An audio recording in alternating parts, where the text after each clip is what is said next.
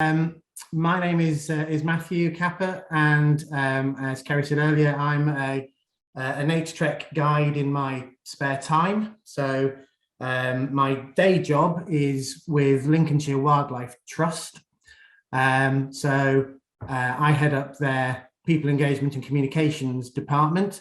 But I'm going to talk to you this evening about a couple of short breaks that I put together for Naturetrek over the last couple of years when we haven't been able to go quite so far afield, but we are now making them sort of permanent fixtures of what we do, which is great. Both of these are 4-day tours. So we have two destinations for you. One is the east coast of Yorkshire, called the Magic of Migration, and the other one is the Peak District in Spring. So first one, start with Yorkshire and the Magic of Migration.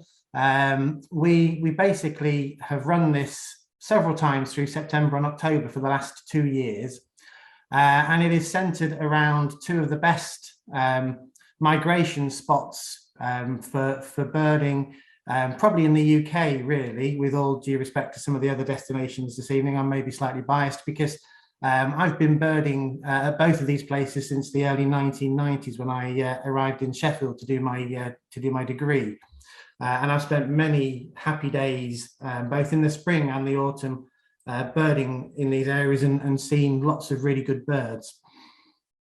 And it's called the Magic of Migration for good reason. And you can see here from the map that just the geography. Paul talked earlier about how the East Coast funnels migrants across from Scandinavia. You get an easterly wind, and birds come across the North Sea, and then they hit the east coast of the UK. And you can see here that both Spurn and Flamborough are sticking out into the North Sea, and both have this effect of funneling birds down as they're moving southwards if they reorientate themselves. But they're also often the first bit of land that tired migrants see as they cross the North Sea. So this is a really fantastic place if you want to see migration in action. And we stay in a village called Patrington. We stay here. This is the Dunedin Hotel.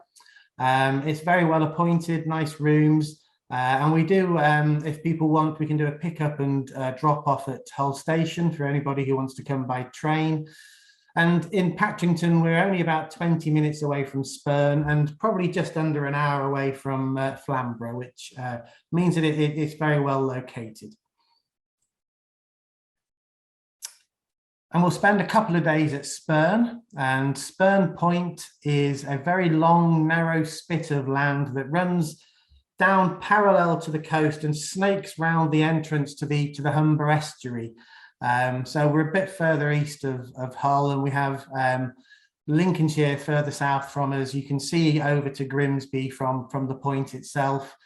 You have the Humber estuary on one side and the North Sea on the other, so very much a coastal site. But that narrow spit of land, as I said earlier, it funnels migrants. It's a major concentration point for birds that are heading down the east coast of the UK.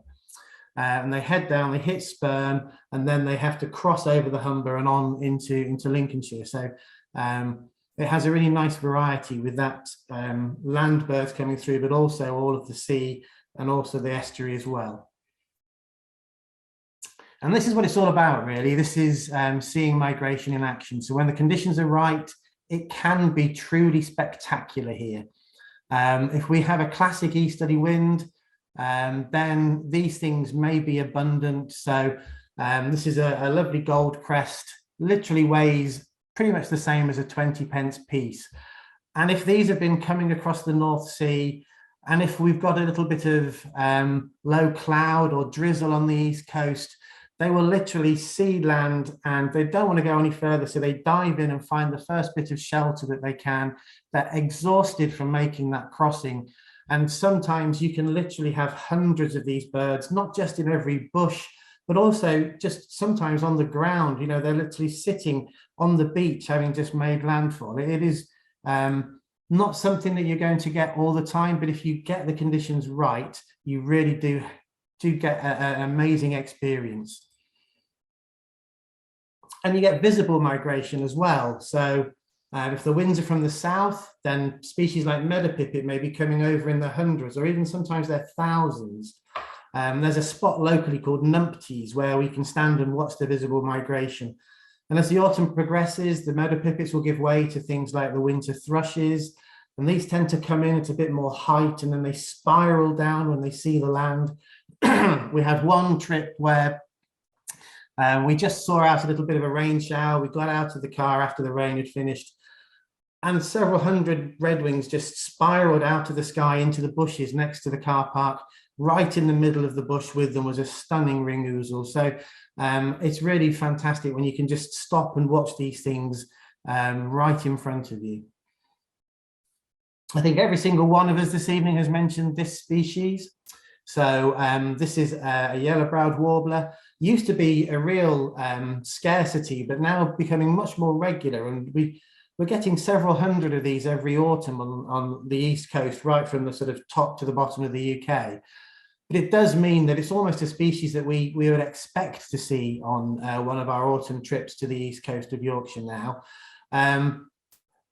And so with all those common migrants, you're getting these rarities, you're getting these scarcities, things like yellow-browed warblers expected, but the list of rarities is pretty much as long as your arm.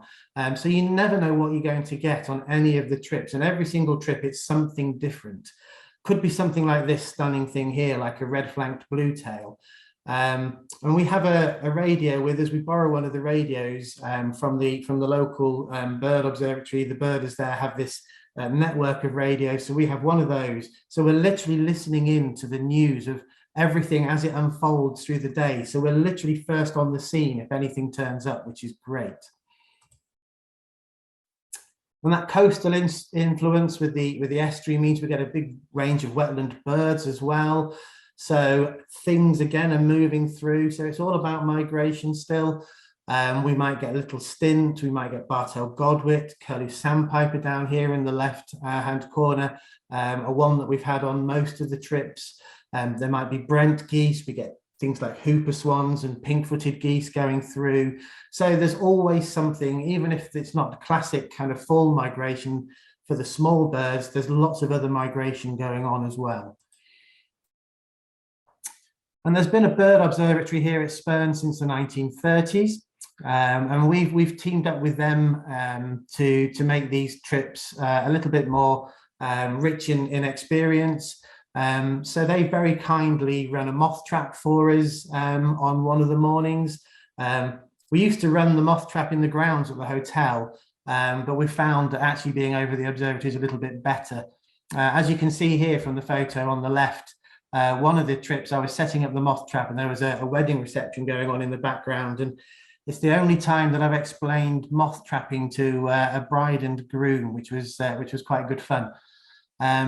Moth here on the right is probably the best moth we've had so far, which was a Clifton nonpareil, which was last year on a trip that I wasn't leading, but that was the third ever record for Spurn. And again, you know, this is migration in action. This is a moth that had come across probably from Eastern Europe. And as you can see, it's quite a big one. You can see the hand there gives a little bit of scale to the size of this moth. And the other thing that the observatory guys do for us very kindly is a ringing demonstration. And these are always very popular. Being able to see birds close up in the hand and have an expert like Paul the Warden who takes you through the finer identification points and talks about the journeys that they've made. We've had firecrest on a couple of these ringing demonstrations, which you can see here.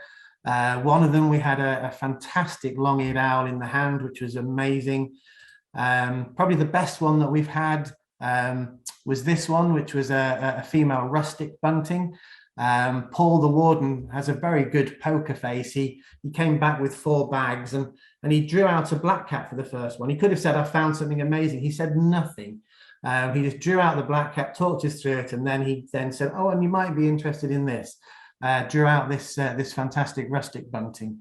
You can see it's a rustic bunting because it's very similar to reed bunting, but you can see the white wing bars here, and there's a little white patch between those two creamy bars on the head, which distinguishes it from the reed bunting.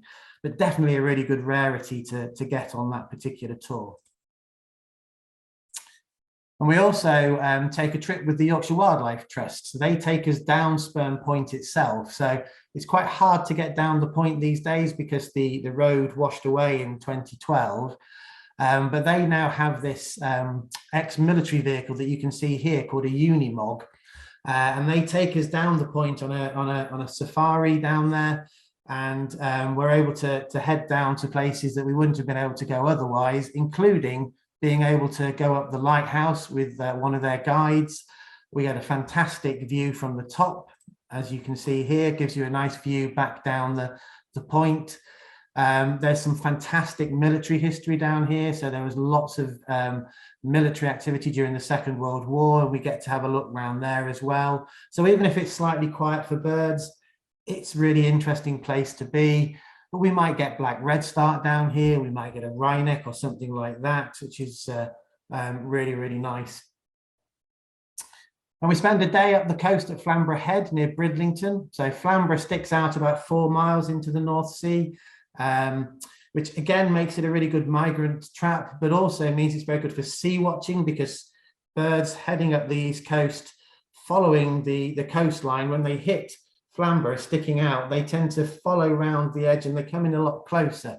So there's a sea watching hide there that we tend to have a bit of a look at. And we also tend to go to the RSPB Reserve at Bempton Cliffs, just up the road as well. There's some nice little woodland spots here, such as at South Landing, and we might get lots of siskins or things like this brambling here, which was photographed there a couple of years back. The brambles at the headland might have something like this barred warbler, which we saw on one of the trips. We've also had one at Spurn as well. We've mentioned shrikes. So we've had great grey shrike on the trips, but we've also had redback shrike. We had this lovely juvenile woodchat shrike on the first one that I ran a couple of years back. So a really good track record of shrikes as well on the trip. And we generally go to Bempton if we can. So this is one of the groups bird watching here at Bempton Cliffs. Most of the auks and the puffins have left by this time, but they might be out on the sea. But the gannets will still be breeding right through to into November. So there will be thousands of those. There's about 13,000 pairs of gannet, and about 300,000 seabirds use the site in the summer. And there's also the Dell, which also picks up migrants like pied flycatcher. And there might be peregrine hunting along the cliffs. It's a good spot for short-eared owl. We've even had Harper porpoise and these things here. We had on one of the trips some bottlenose dolphins going past. We haven't had it yet, but this particular bird spent the summer last year at Bempton Cliff. I photographed this. This was a photo I took earlier in the summer.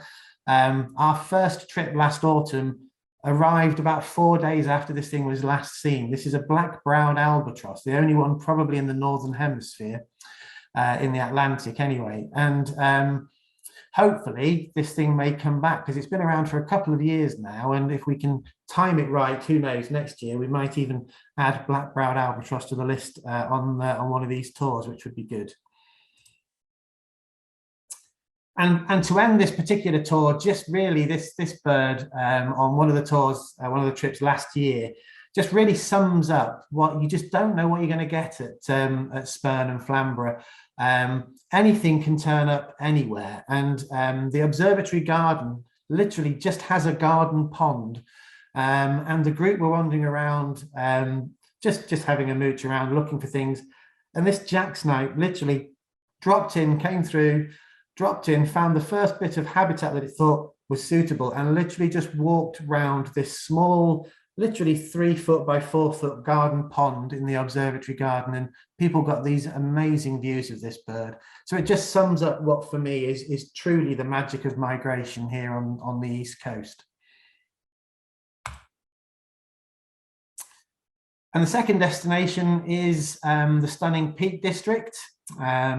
So this is a trip that we ran for the first time last year. It goes in late spring, so the end of May. And you can see here, this is a very basic outline of the Peak District, but it shows you just where we are in an England context, right in the centre of the UK. And I live on the edge of the Peak District now, but I used to live right in the heart of the Peak District, and I was a National Park Ranger for 10 years in my spare time. So it's definitely an area that I know and love.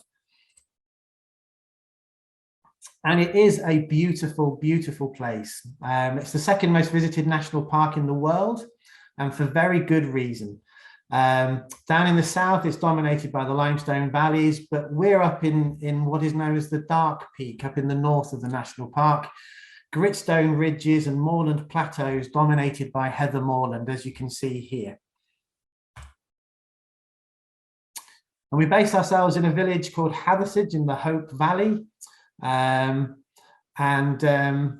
This is the George Hotel. So it's very, very close, just 500 meters walk from the train station. So easy to get to if you want to come by rail. And one of the habitats that we really do focus on here is the Derbyshire moors. These are of international importance, these moorlands, for their peat and their moorland habitats.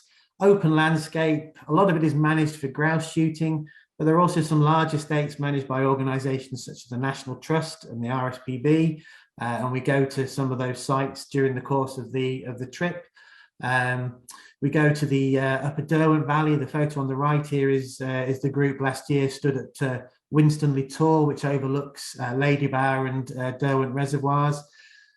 So we do see some stunning scenery and have some nice walks while we're out and about. And we look for special birds such as this. This is one of my favourite birds, the ringouzel. The first ones actually have just returned to the Peak District in the last couple of days. We just had the first ones coming back. And this is probably now, we've lost them from the southwest, it's probably about as far south in the UK as you can reliably find them breeding now. So we have a very good site for them, which is normally pretty reliable, I have to say. And red grouse will be present in numbers. The distinctive kind of go back call is something that you hear as a backdrop to these walks in the moorland areas. And these sort of summer migrants, the whinchats, and this lovely bird here, the wheatear, we'll get those as we're walking along some of these moorland paths. And I have to say, this is one species that nobody else has mentioned this evening. So I do have a nice one here that nobody else is going to get on any of their trips. Mountain hare. So this is the only place in England where you're going to get mountain hare. Normally you have to go to Scotland. These were actually introduced in the 1800s for shooting, but they're not shot now and they're left alone, and they're doing relatively well. They do still turn white in the winter, but we don't get as much snow, so they do tend to stand out like a sore thumb at that time of year, as you can see here from the photo. The River Derwent runs through Hathersage, so we'll take a little walk along here looking for dipper and grey wagtail, and we might get mandarin along here and a nice selection of woodland birds. Dippers are always good value, so we try and build in a little bit of a dipper stop on the trip. And then I have to admit that I do throw in a slight curveball on this trip and take people for a day outside of the Peak District to the South Yorkshire coalfields. Am I selling it to you? I have to say, the reason I do this, because it adds a huge amount of variety and it's a fantastic place. I used to be site manager here for the RSPB. So I managed a nature reserve, chain of reserves. If you've heard of RSPB Old Moor, I used to manage this. It isn't in the Peak District, but it's less than an hour away, and it's got a fascinating history and a really super selection of wetland birds. So it adds variety to the trip. And it also means that it's the law that if you come on this trip with me, that you have to go and you learn all about the fascinating history. So this is the Wathmain colliery in the 1960s. By the 1990s, the coal industry had collapsed and everything was bulldozed. And this particular bit of the Dearne Valley was the most polluted ex-industrial site in Western Europe at the time. I told you I was going to sell it to you, didn't I? But it has been transformed from this wasteland that you wouldn't have thought would ever have any life or any wildlife value at all, to a nationally important chain of wetlands. As you can tell, I'm incredibly proud of the role that I played in helping this transformation. So it's lovely to take people here and show them around and talk about and show some of the fantastic birds that we have here. So this is one of the things that I'm most proud of in my conservation career. This is the first bittern to fledge in South Yorkshire, probably for hundreds of years, back in 2012. There are now a couple of booming males, 2 or 3 nests every year, and we should have a good chance of seeing those on feeding flights across the reeds at that time of year. We have breeding bearded tit, we have breeding marsh harrier, we have breeding avocet, as you can see here. Lots of other wading birds, lots of other ducks and various things to see. So to take this place from this most polluted site in Western Europe to now a triple SI with all of that wildlife is something that I really love to share with people. And then we head back to the Peak District, and as well as these moorland walks, we take in some of the lovely woodlands. So this is Longshore, which is a National Trust site, and it's hugely atmospheric. These twisted and gnarly oak trees. If any of you know Lord of the Rings, you almost expect to see Ents come walking through this woodland. It's got that ancient feel to it. It's superb. And I think both Paul and Tom mentioned these things, that pied flycatchers breed in here. There's lots of nest boxes provided for them. So we have good numbers of pairs, and we should get those as we wander around here. They're not as common as they used to be, but again, we go looking for wood warbler, and we'll get lots of other woodland birds along this walk, tree creepers and nuthatches and all the sort of things that you'd expect. And then just to end really with this, this particular trip, the moorland fringe up here in the Peak District can be really, really productive for birds. You've got the fields, you've got the heather moorland, you've got the woodland edge, and it really has a high density of breeding waders. So we tend to go, we choose from the forecast the best evening that we can, and we head up here in the evening after dinner, and it is so atmospheric because we'll have these things drumming away, snipe overhead with the call that they, well, not call, it's using the vibration of the feathers. As you can see here, the feathers vibrate as they drop through the air. But also, we're going to have curlew bubbling away. We're going to have red grouse calling in the background. We're going to have cuckoos. We're going to have woodcock roding around, so woodcock and snipe. It's really just a beautiful place to stand on a still early, well, summer's evening and listen to all of these noises. And then we head round just literally a few hundred yards around the corner to a site where we hope to see long-eared owl hunting out over the moorland. It's a site where they regularly nest, so we have a good track record here. I say good track record, we've done it once, but I have a good track record over the years of always turning up here and being able to see long-eared owl hunting backwards and forwards, taking food into the woodland to their chicks. So we hope to get those and get you nice views of these.